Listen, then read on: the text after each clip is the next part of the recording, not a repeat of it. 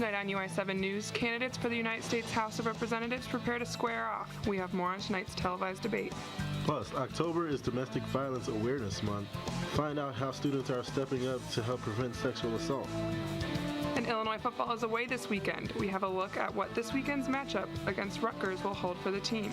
Your UI7 News starts right now.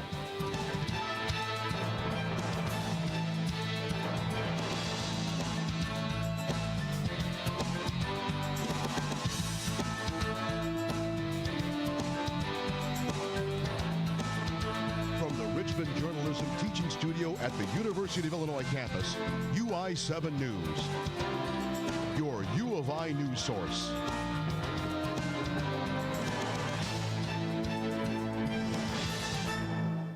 Good evening, I'm Julia Hinders.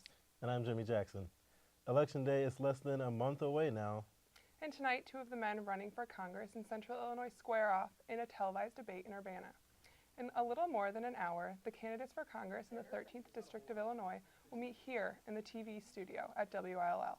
Incumbent Republican Rodney Davis of Taylorville will debate his Democratic challenger Mark Wickland of Decatur. Questions will come from an all-female panel of journalists and will be moderated by Nyla Boothu. Whether it's talking about immigration policy or foreign policy or the economy or jobs or health care, they're going to be talking about all of these different issues. And so we'll be asking them questions about what they think about those issues and how they would try to solve problems around that. The 13th District stretches from the Champaign-Urbana area all the way to the West Mississippi River in far western Illinois. Election day is November 8th, but early voting is already underway. One of the biggest issues on the ballot in Champaign is a multi-million-dollar referendum for the Champaign School District next week.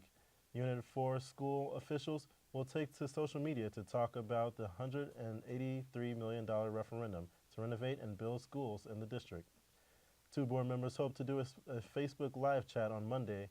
District spokesperson Stephanie Stewart says the goal of using social media is to reach out to as many community members as possible so that they can address their concerns. So whether folks are supportive of the referendum or they're against the referendum, they want people to tune in and really ask the questions that they need to make an informed decision and ultimately to show up on November 8th and make their voice heard. The referendum includes an $87 million upgrade for Central High School and a $63 million upgrade for Centennial High School, among improvements for other middle school and elementary schools in Champaign. Coming back to Campus Town, a U of I student has been charged with sexual assault and abusing a dog. Police say that Jian Zhang was arrested on the 300 block of East Green Street in Champaign. Zhang is facing several charges: 2 counts of aggravated criminal sexual assault, 5 counts of criminal sexual assault, illegal use of a debit card, theft, animal torture, and aggravated animal cruelty. Back in September, it was also reported that he sexually assaulted someone multiple times since March 2015. He is suspected of using this person's debit card without permission and repeatedly torturing a dog. In other crime news, the man accused of shooting 4 people near University of Illinois campus pled not guilty on charges of first-degree murder and aggravated battery. Robbie Patton is accused of murdering George Korchev and injuring 3 bystanders last month. Patton's preliminary hearing was Tuesday afternoon. The judge decided there was probable cause linking Patton to the shooting. Patton's pretrial is scheduled on December 13th at the Champaign County Courthouse. The trial is not expected to happen until next year. And also on campus, an Illini Union bookstore employee and another person have been arrested for retail theft from the bookstore. Police say Jamion Laws and Terrell Napper were issued State of Illinois notices to appear in court for retail theft yesterday. Laws is an employee of the Illini Union bookstore. Store security personnel contacted the police after discovering the crime. On September 1st, Laws allegedly stole 10 eye clickers from the bookstore. He then brought them to Napper. Napper returned them to the store for cash. Total values of the stolen materials is $499.50.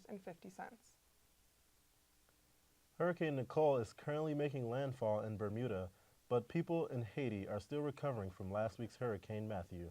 US 7's Amelia McGavero tells us how Central Illinois is taking part in relief efforts. I win. No. You cannot play a queen. Owen is one of the lucky ones. He was adopted at the age of 2 from God's Littlest Angels orphanage in Haiti. This saved him from having to live through Haiti's many natural disasters. But for the rest of the country, the cards have been stacked against them. Last week, Hurricane Matthew, a Category 1 storm, ripped through Haiti, causing significant damage, leaving many stranded without resources. Paula Prather is Owen's adopted mom and knows firsthand how much help they need right now. My heart just breaks for them because they have a limited number of resources to begin with. So some of the people in the more rural areas that are close to the sea would be devastated. Many nonprofit organizations in the area have stepped up to fundraise and show support for the victims of Haiti. Here at Orphans Treasure Box, organizers say that all you have to do is donate $5 to the fundraiser this weekend, and you'll get an entire bag of books, which all proceeds will go towards GLA and Haiti victims. Monticello native Melissa Parker is a GLA missionary along with her husband Tim. Tim remained in Haiti to help with the cleanup, and Melissa is back home to raise awareness about the Haitians' needs. We need the support of, the people that have come down and served to be able to, turn around and help us. And it's amazing that people want to just, reach out and do what they can. What do you think about what just happened in Haiti? As for Prather, she is grateful to have at least been able to save one life in Haiti. Yes, were you praying for them? Yes. Amelia McGavro in Champaign, UI7 News. Here in central Illinois, but cooler fall weather has arrived. To see if the cool weather's here to stay, let's check with UI7's Amelia McGavro, who's live outside in Urbana. Right now it's sunny out here with not a cloud in the sky, but it's a little chillier than usual. Right now we're looking at about a high of 60 degrees, and if you're like me and did not wear a sweater, you'll find yourself a little bit uncomfortable. But let's take a look at our fastcast to see what the rest of the night will hold. Right now, we're looking at a very cold night tonight, especially after the sun goes down. We're looking at a low at about 40 degrees with mild wind gusts at 5 to 6 miles an hour. For anyone participating in any outdoor activities, you can expect clear skies, but you might want to bundle up. I'll be back a little later to give you a look at your weekend weather forecast here in a few minutes. And a U of I professor recently won $1.5 million. We talked to her about what inspires her.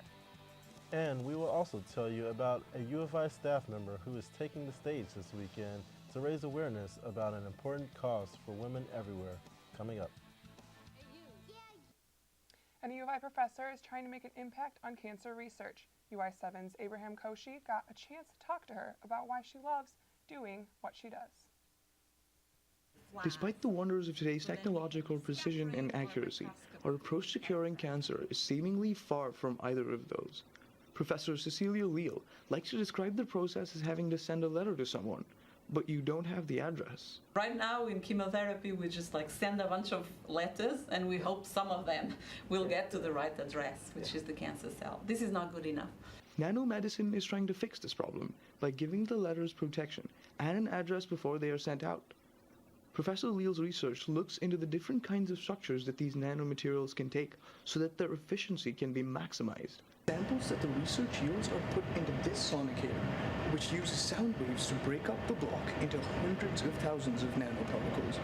The results she yielded last year won her a new Innovator Award from the National Institute of Health Director that will give her $1.5 million over the next 5 years. She says the Material Science and Engineering Department's collaborative atmosphere from day one has helped her get to where she is today. Everyone said, Cecilia can use our equipment to just get those results fast, and this is what happened, right? So our first, actually very promising data wasn't even acquired in my lab. We used the instruments of other professors. Her motivation for this research is two-part, personal and academic. Professor Leal lost her mother to cancer years ago and saw her suffer through the harmful effects of chemotherapy. She also loves the academic study of the structure of materials and finds meaning in providing a collaborative research environment for her students. Ho-Jun Kim, who has led her research team since its inception, concurs. Working with Professor Leal is very rewarding, and actually that really improves me in diverse ways. So she's always supportive. The extra money will help Professor Leal employ a few more doctoral students and research assistants. It will also help her afford some more complicated tests that she can use to contribute to this promising field. In Urbana, Abraham Koshi, UI7 News. A group of well-known Champaign-Urbana women are exploring the themes of motherhood, marriage, health crisis, and other issues at the Virginia Theater this weekend. U of I's own Stacey Cole will be performing in That's What She Said, an event presented by Christie Clinic. Cole hopes that her voice will give women who have been victims of domestic violence and other obstacles the inspiration to look beyond their current situation. The event also partners with an organization in Haiti to provide shoes to the youth. The powerful messages that we're going to bring out, it makes you very vulnerable, but there's a lot of power in that, and the fact that you may be able to, with your words, change someone's life. October is Domestic Violence Awareness Month, and some U of I students are taking the pledge to stop the problem. The It's On Us task force is taking to the streets of campus to spread the word on sexual assault. Pledge to End Sexual Assault on Campus is more than just a virtual signature to the It's On Us task force. The pledge is a personal commitment to keeping men and women safe from sexual assault. Freshman Alex Taylor took the pledge because this is an issue that hits close to home for her. I took the pledge actually because I am a survivor of sexual assault, as well as some of my friends are also survivors of sexual assault, and so I think education on this topic is really important. The It's On Us Illinois Task Force began its fall week of action this Monday. Co-chair of the task force, Samantha Awad, says the pledge drive is an important part of their mission. During our fall week of action, we normally do a lot of pledge drives where we try and get students to sign up and take the pledge, basically saying they're against sexual assault on college campuses, that they understand that if someone can't consent, it's rape, and to be more than a bystander. It's On Us Illinois is part of a national White House campaign that has been going on for the last 2 years. Colleges across the United States are coming together to take a stand against sexual assault. And this week alone, over 35,000 students have pledged to make sure that men and women are safe from sexual assault. Awad says this pledge is more important than ever right now. A lot of it in recent news now with, locker room talk and boys will be boys, we're trying to get rid of that stigma, and we're trying to make it, instead of boys will be boys, now it should be a common thing for you to step up and say something when you see something that's wrong. The task force says they hope this pledge drive will make students aware that the campaign is present on their campus. Taylor says now that she has taken the pledge, she plans to get more involved with groups like this. Actually, next year, I think I want to become one of the FICARE administrators. FICARE on campus is the program that teaches students about sexual assault and what it exactly is, and that rape isn't just somebody jumping out from you at the bushes, and then it can happen anywhere. In Champaign, Julia Hinders, UI7 News.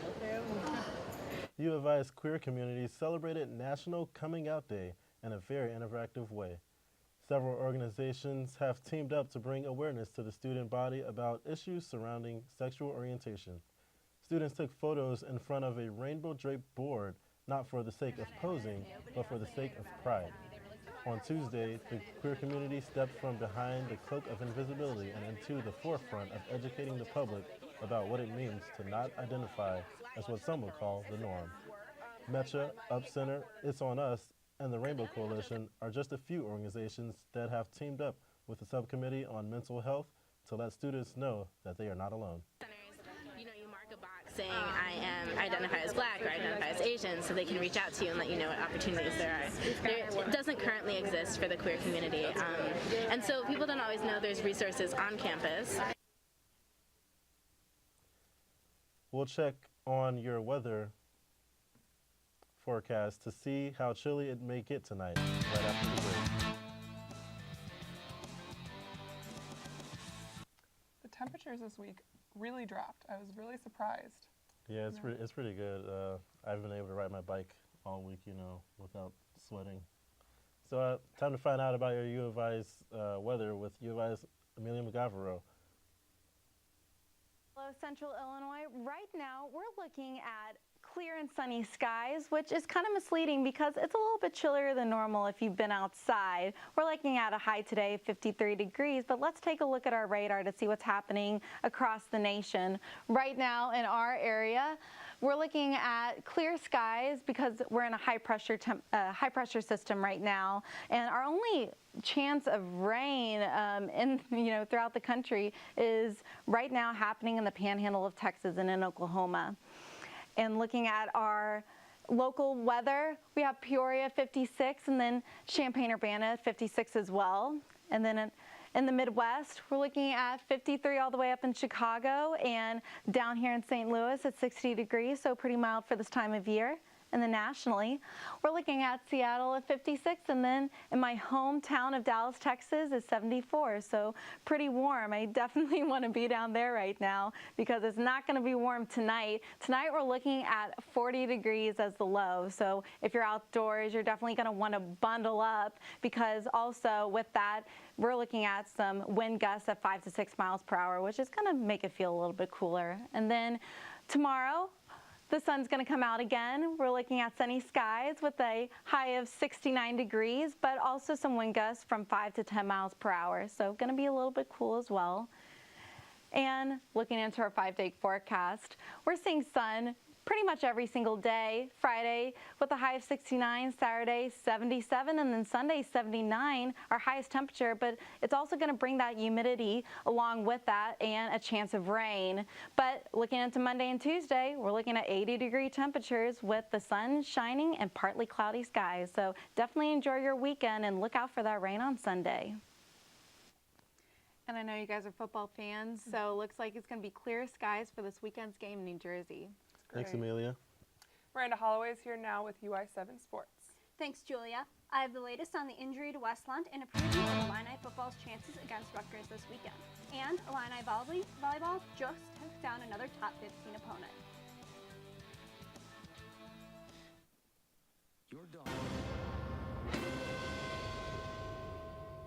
As we approach the midpoint of the football season, the Illini are struggling to get their first win since Murray State, and their schedule isn't getting any easier.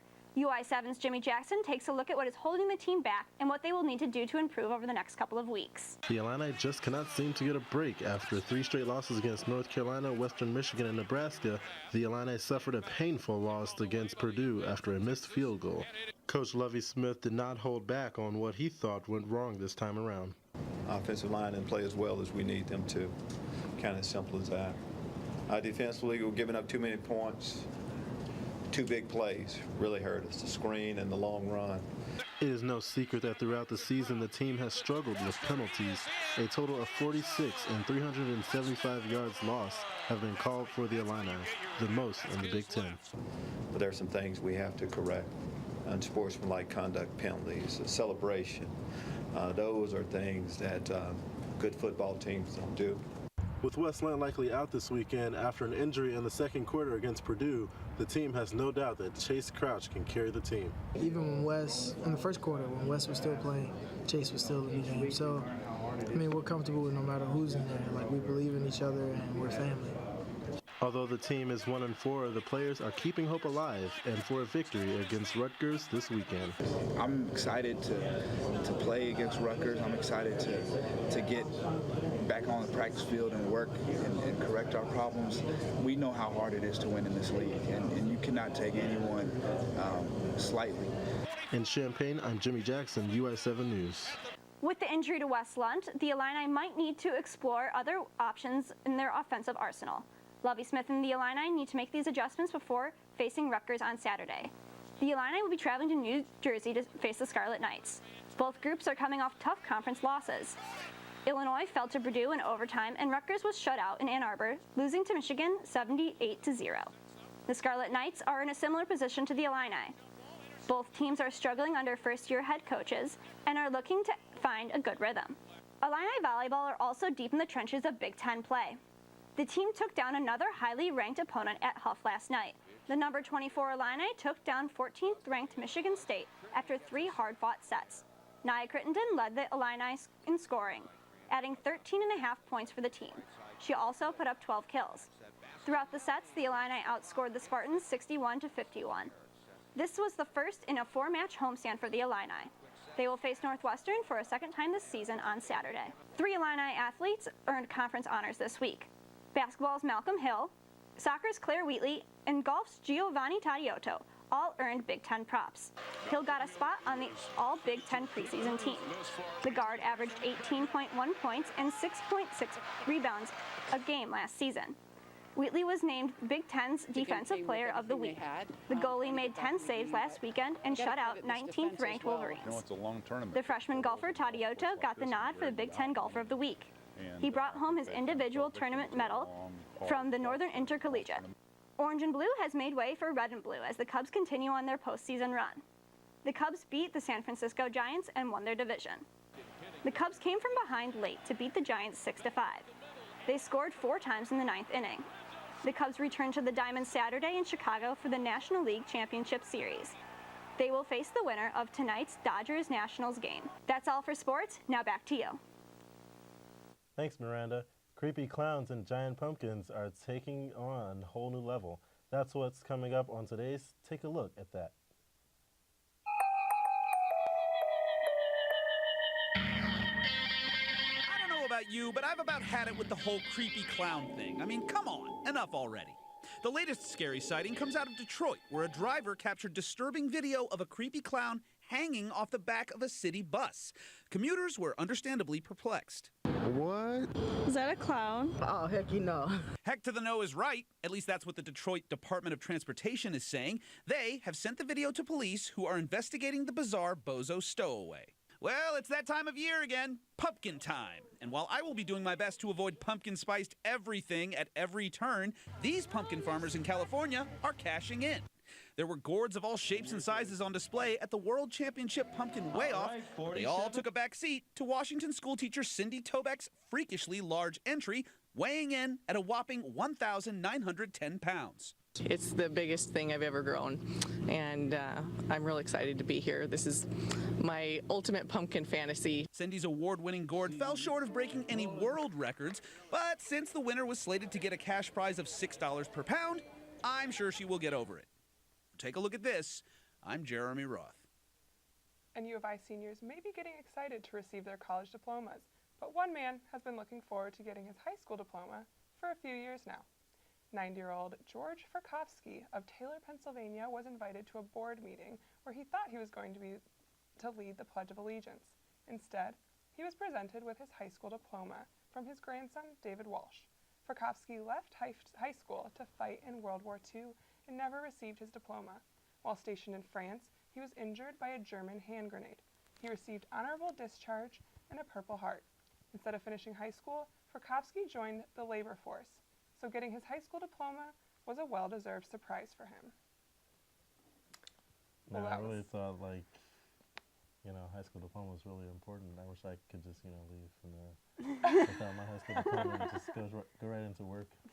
Yeah, well, I don't know. I thought that was really cute. I'm glad he got that after so much time. Like glad 70 years of not having it. Mm-hmm. Yeah. Definitely. Yeah. I mean. Yeah. All right. Well. All right. That wraps up tonight's edition of UI7 News. Thanks for joining us.